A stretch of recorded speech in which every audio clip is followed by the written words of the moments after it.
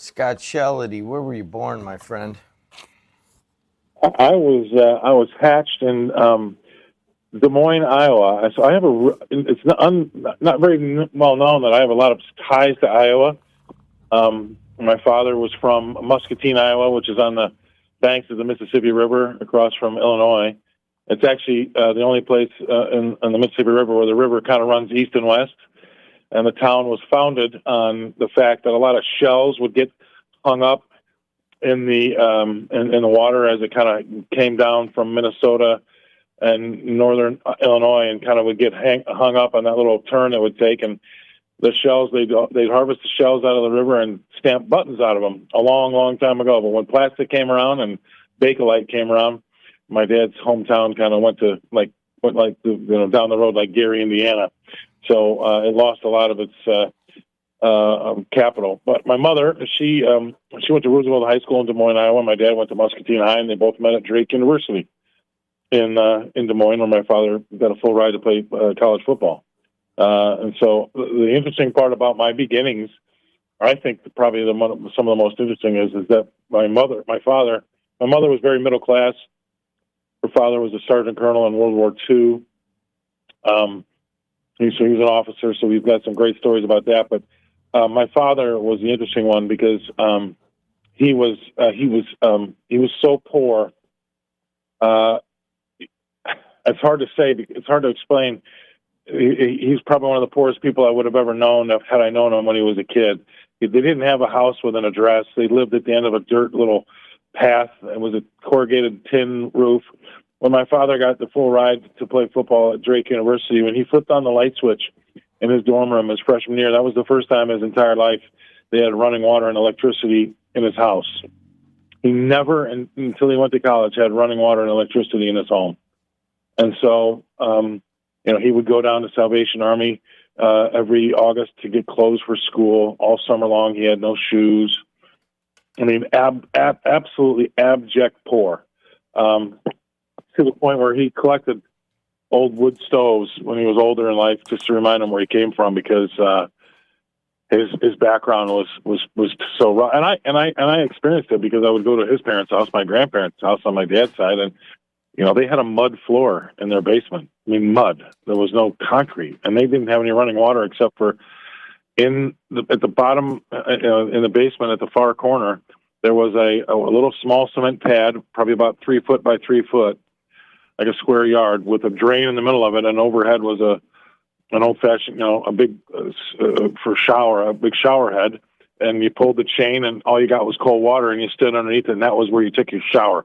That's the only place in the house that had running water when I would go visit my grandparents. So he came from absolutely less than nothing, and football was his way out of that town, and he met my mother, and shortly after their marriage, after they got out of college, I came along. So I started in Des Moines, Iowa, where my father had gotten lucky enough to get a job with Cargill. Everybody knows Cargill from the grain business. They're the largest privately held commercial grain company in the world, and they still are private. And the rest was really kind of history. We traveled around the country. I'll say this. I know we're going to talk about me, but this is an interesting story because it just goes to show you how life can take some funny turns. But my father got a job with Cargill in 1962, and they immediately put him on the worst thing you could be, and that's he was there to sell salt. Cargill sells salt. They still do, I think. And they gave him a company car, and they told him he had a 4 or 5 state Midwestern area. So from Des Moines, he took off driving east, and then was trying to hit up as many places as he could to try to sell them salt. And he finally came around the bend of Lake Michigan. This is before the Skyway and everything, right? And he saw this massive building right on the water, and he thought, well, I wonder if they use salt. And as it happens, before they had security and everything that we have nowadays, he was able to get into the building, holding his Cargill sales brochures and maybe a Cargill button. And he got up to the procurement manager, and he was lucky enough to get in front of him. And the gentleman there says, I'm sorry. I'm sorry, son. I don't know if you know where you're at. My father said, I actually don't even know what this building is for. And he says, well, you're at U.S. Steel. And my father then promptly started to gather his things and said, I'm so sorry. I'm here to sell salt. If I would have known better, I wouldn't have wasted your time. And the man's like, no. Sit down, son. We're one of the biggest users of salt in the country. And shockingly enough, I don't know why in their smelting process or whatever, but as my father drove back to Des Moines, they immediately took him off of that account and gave him a promotion to move the family up to Lake Minnetonka up in Minnesota, where the headquarters are of Cargill, and made my father a cash grain trader, the head cash grain trader, and gave the U.S. Steel salt account to some other big shot in Des Moines. But a funny story about how you just actually, you bump into the thing. And, Cargill still has a grain elevator there. And I have been in the south side of Chicago over by Whiting. There are some ball fields there that have some placards, very old, washed out plywood placards that kind of line the outfield wall that still say Cargill Salt. Because my dad did some time working at that Cargill elevator there. So we have really strong roots to the Midwest, but especially strong to Iowa. My mom's family is actually from Iowa, but they're from Dubuque, which is the upper right-hand corner, so the northeast corner, which is across the river from Galena, where our farm was. But my mom's family has a big burial plot up there that overlooks the Mississippi River. My parents are both there. My grandparents on her side are both there.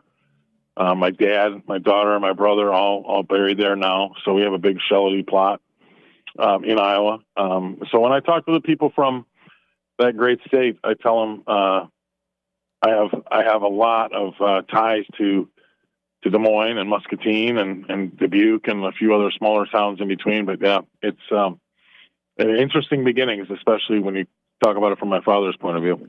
So he came from this pretty poor atmosphere. What kind of guy was he? What was he like? Well, my father was naturally gregarious and also very smart. He was very, very quick. He didn't do well in school because I think they would have diagnosed him with ADHD back in the day, but they didn't have it then. But he was, he got his energy out in athletics, and he was good enough in school that he was able to get that scholarship to play football. He also was a fantastic tennis player, and he played racquetball up until he got Alzheimer's. That was his undoing. But he was very naturally well liked and just a ton of fun. Very quick witted again, and he had a lot of experience because he was from the. I don't know how to say this, but he was from a family of Dutch reformists. Dutch Reform is a religion, and the religion teaches you that everybody else is better than you are. It's really a weird thing. So he said, he naturally was brought up to look up to everybody, no matter race, sex, gender. It didn't matter. He was always taught that he looked up to everybody, and so that endeared him. Well, and engendered him to have this personality where he was everybody's best friend right away. He didn't see anything different than anybody. No judging about anything. It was just a lot of fun. And my father and I were best friends. He was a lot of fun. The best time of my life is when I came back from London, and we'll get there later on. But I was able to work with my father side by side in the training pits for 1 year, and it was the best year of my life because he was just, he had the same mentality I did, where I was, 42. He was 62 or 61, and for 1 year we got to go shoulder to shoulder, and it was a ton of fun. So he was. Well, let's put it this way: when he passed away, the Chicago Tribune took a full page of the business section of the Sunday Trib and dedicated to my father. He was well known in the city of Chicago, well known in the business world of trading, financial world, and it was a real great tribute to a guy that had been in the city for a long time, and a lot of people knew him as a financier and a trader, and it was a ton of fun. If my dad was in a restaurant on a Friday night, everybody's meal was getting paid for. He just loved to have fun, and he also could back it up. So it was great growing up with him. He kind of overshadowed you a lot, but if you learn to hang with him, it did you well in life yourself, because he taught us all some great lessons, and also because of his background. We all, as kids, I had a younger brother and a sister. My younger brother passed away, but all three of us learned the value of a dollar. I actually was doing a show this morning, and because my father always wanted to get the newspaper before everybody else did on the block, and my dad helped support his family by being a paper boy. I think I was in my third grade. My dad made me get a paper out, Chicago Tribune, Sun-Times, and the Daily Herald, or whatever it was, Chicago Daily News, I think it was. And I just so my dad could get all the papers dropped off at the end of our driveway from the news agency in Naperville, next to the train station. So at 3 a.m, he'd get his newspaper, and he'd have them all folded for me. So he'd get me up at 4 o'clock. I'd come down. I'd go deliver about 100 papers in the morning. It'd take me an hour and a half. I'd get back at 5:30. I'd go back to sleep and get up for school at 7. So that was how crazy it was. And I did that till I went to high school. My father wanted to teach me the value of a dollar and responsibility. So it was a great lesson learned. And the reason that I came up is I don't think we have paper boys anymore, but it was we talked about it because of I think the Chicago area is going through the snowiest start since 1978, and that was one of the years I was carrying papers. And actually was the year that I got my first trophy. My first trophy was from the Chicago Tribune because I was Paper Boy of the Month during one of the blizzard months in 1978, because I had my old man there making sure that we got up at 3 o'clock. If those papers were sitting in snow and they got wet, he'd put the whole bundle in the oven and cook them for about 40 minutes until they all dried out, and then he'd fold them for me. So he didn't want any of the customers getting wet papers. So pretty amazing person. And I'm just a great dad to have. I mean, both my parents. I grew up with two fantastic parents that I really relied on for a lot of the lessons in life, even after they've been gone. What was it like when you went into a restaurant in Chicago, a big trader, Board of Trade guy, and you're tagging along? Describe that. Well, I mean, at first as a kid, you're kind of embarrassed, for the attention that sometimes he would garner.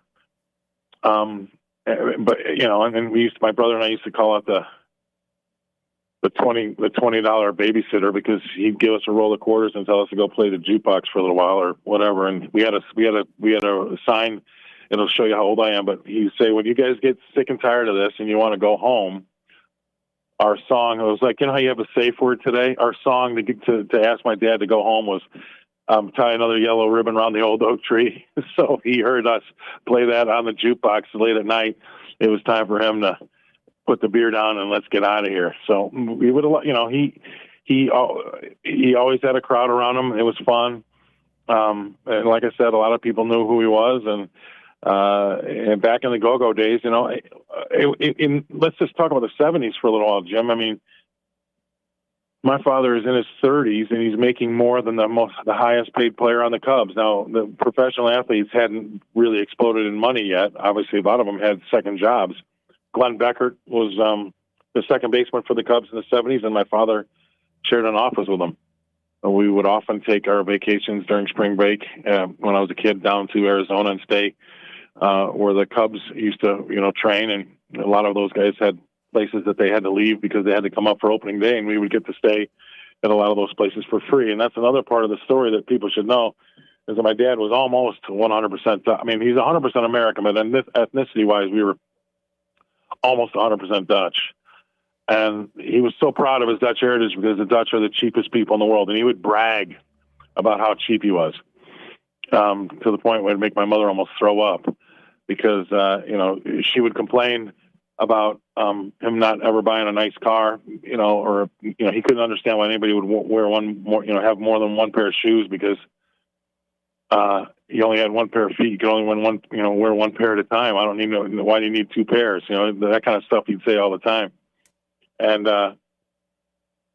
when my mother would want a new Mercedes or a new brand new car, he would, say it was back then expensive, 50, 60 grand for a Cadillac or Mercedes. and he would hum and haw, and it would take her about 6 months before she'd finally get it out of him. But then he'd turn around and spend $500,000 or $600,000 on a combine, and there'd be a very tense family discussion. But my father would have to explain to my mother, one of those two assets makes me money, and the other one costs me money. So that was back when we had our farm, and he would be buying stuff for he always bought land with his money because he knew there was only so much of it. But back to your initial point, he just garnered a lot of attention. He was a very big guy. He played college football, so he's about 6'1", 250, 60 pounds, and he was in great shape. Up until the day he got diagnosed with Alzheimer's, he could take one of those 5-gallon pails you get at Home Depot. He could fill that with grain, and he could lift it over a chest-high fence with one arm. So he was still really strong into his early 60s.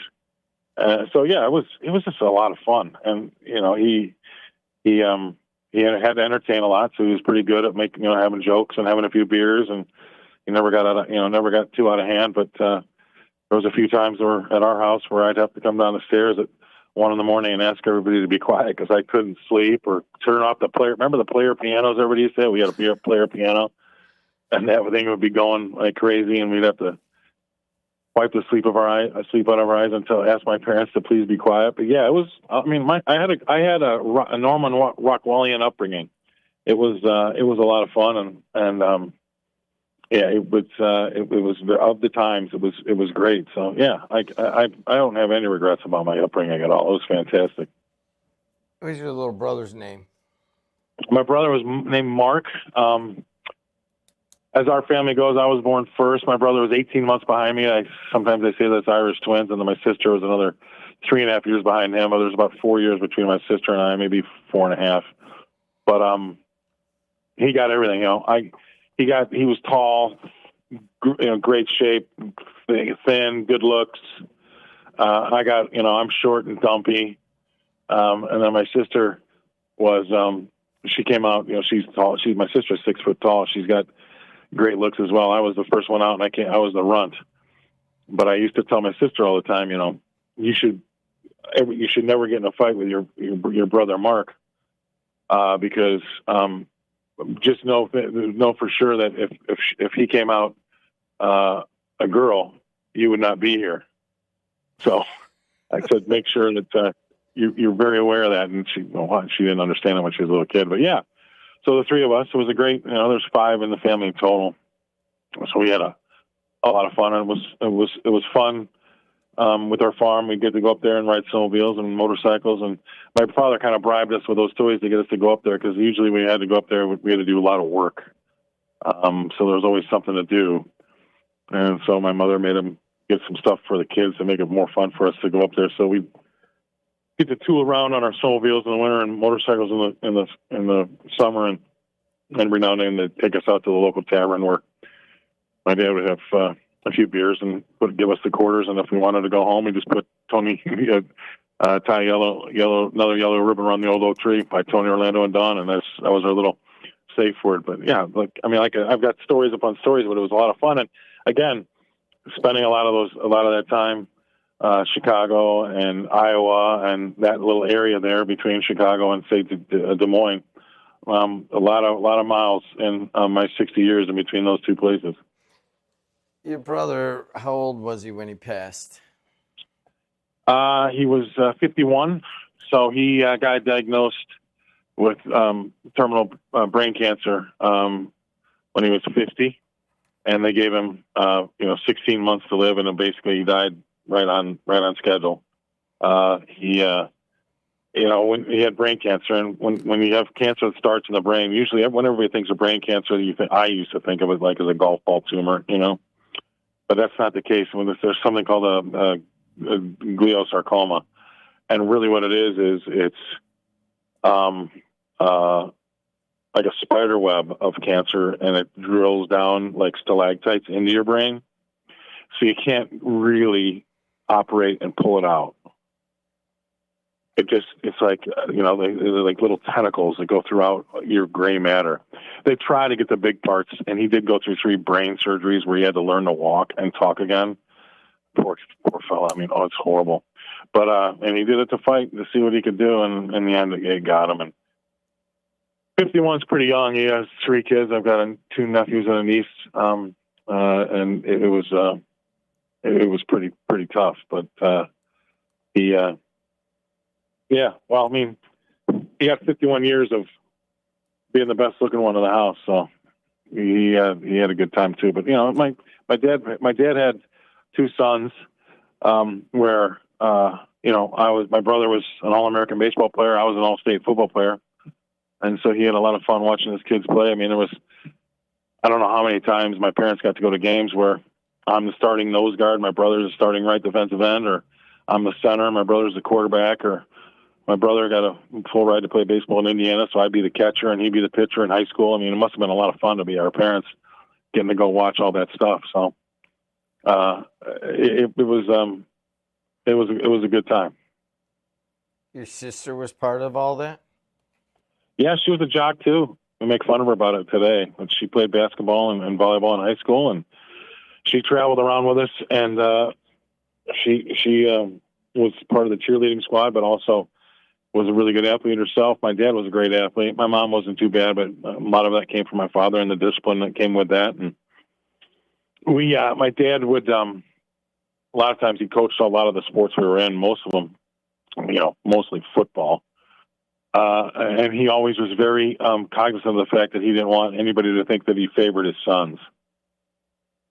And so if there was anything that went wrong at practice at all, out of the ordinary, anything that went wrong, he would tell myself and my brother to start running until he got sick of watching us run.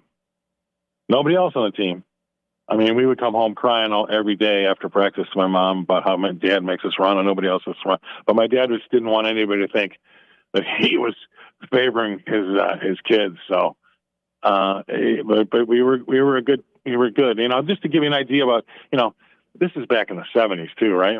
He took 2 teams, two 8th grade teams as a coach to the Pop Warner Super Bowl in Tewksbury, Massachusetts. Now they hold it down in Miami. But in a span of 3 or 4 years, he took 2 teams to the national championship game. And because he was an offensive-minded coach, and what he would do, this is great. Back in the day, all these kids thought everybody was going to be a great fullback, running back, tight end, whatever. He would hold tryouts for this 8th grade team that he coached right before high school. And he'd pick the best 60 kids, right? And then of those 60 kids, he'd have another mini tryout to see what positions these kids were going to play. And at the end of it, he would give out, the positions and what position each kid was going to be. But we go back to the house. Remember, you had the kitchen phone that had the really long cord on it? Well, he would make me sit in the kitchen waiting for the phone to ring and tell everybody that he wasn't available, because what he would do is he would take the 5 best athletes on the team and make them offensive linemen and say that if these guys block the way that I think they can block, anybody can run through a hole. And so he would make the 5 best athletes offensive linemen, and then we would kill everybody every year because we had such great blocking up front. Spanky could get 5 yards. And back before there was any headsets involved, he would always outsmart the other team because you'd have to run the plays in all the time, right? Well, the play would come into the huddle, 32 dive right until you don't get 4 yards. So, which meant that if we got 4 yards on that play, we'd just run it again. We just get up to the line and run it again. And the other team would think, well, they're not going to run it 3 times in a row. Well, they can't possibly run it 7 times in a row. Well, on the 18th time, we go over the goal line. We would sometimes run 32 dive right from our own 20 and score and take up the whole first quarter doing it because everybody thought there's no way he's going to run that play 20 times in a row. But as long as we got 4 yards, we would. So lots of fun. And he ended up having some championship teams over it. And they asked him to coach high school football, but back then you had to have a teacher certificate, and he just didn't have the time as he was still trading downtown. So, and my sister got involved. She was a cheerleader of that stuff, and again, she was her own athlete herself. But a lot of great lessons. A lot of great lessons of all those. Life's not fair. The penalties that he would make us do when we were playing, like if somebody was offsides as an offensive lineman, he would let whoever was offsides would have to sit and watch the other 4 offensive linemen run laps until they threw up. I mean, I'll talk about pressure. So there was a lot of, I loved it because it was great, great lessons in life, but at a young age, and a lot of guys needed it. And a lot of people came back and told us that a lot of the things that he instilled in them, they use till today. And it was great because it wasn't great. Man, my dad passed, but after they had the full page dedication to him in the Chicago Tribune business section on a Sunday, I got a call from WGN, and they did a half-hour radio show with me on my father's passing too. So pretty impressionable, a lot of fun, great time. Just I'm sad it ended so soon. Scott, why are you telling your story now? I'm 60, and I think there's been a ton of tragedy in my life, but there's been a ton of joy.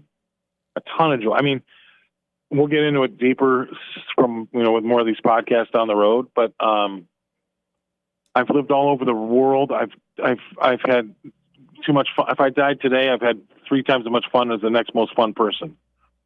Yeah, I've had my fair share of tragedy, but as I'm getting older, I look back at my life and I think, damn, it looks pretty interesting too. So why not make it into a podcast and talk to some people about it and see what they think? But if nobody listens, well, then they think it's boring. But like I said, I've had a ton of tragedy, a ton. I've had from the years of 2014 to 2024, were pretty tough, but also had a ton of fun.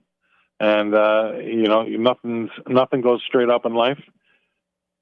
You got to have to take the good with the bad. But I'm a good example of how you can have being happy is a choice.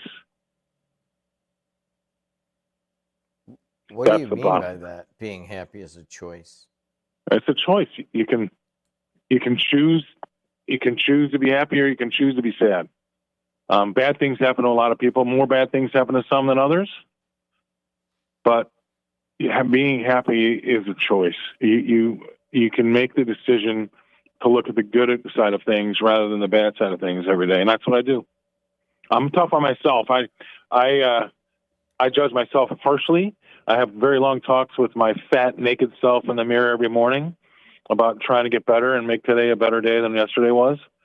But at the same time, I do have a ton of fun. And we've lived like I said, I've lived all over the world, traveled the world. I'm now down here in Nashville. It's a lot of fun here too, but you can decide what you want to be. And some people decide to be negative, and some people decide to be, an Eeyore in life. Oh, woe is me. I could do that, but I'm not going to do that because it's so fun. You're only here once. You might as well try to have some fun. So I make a choice. Being happy is a choice. Let's end it right there. Until next time, see all of you later.